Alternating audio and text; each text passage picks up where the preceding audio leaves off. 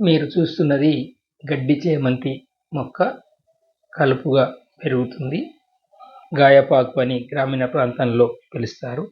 చక్కటి ఔషధ మొక్క. నల్లాలం అని కూడా పిలవడం జరుగుతుంది. దెబ్బలు తగిలినప్పుడు వెంటనే ఈ ఆకుపసరును రుద్ది గ్రామీణ ప్రాంతాల్లో సెప్టిక్ కాకుండా కాపాడుకుంటారు. ఆకులు మందంగా కొంచెం నువ్వుతో ఉంటాయి.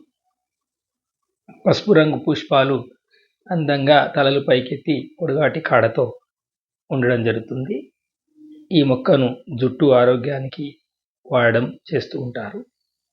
ఎండిన పొడిని సహజ కీటకనాశినిగా కూడా ఉపయోగిస్తారు.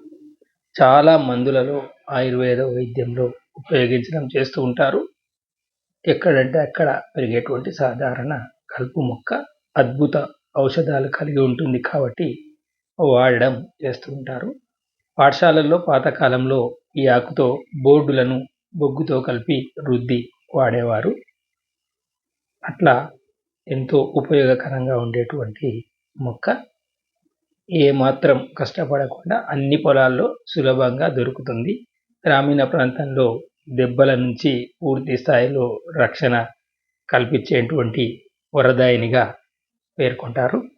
దీన్ని వాడడం వల్ల దెబ్బలు సెప్టిక్ కావు.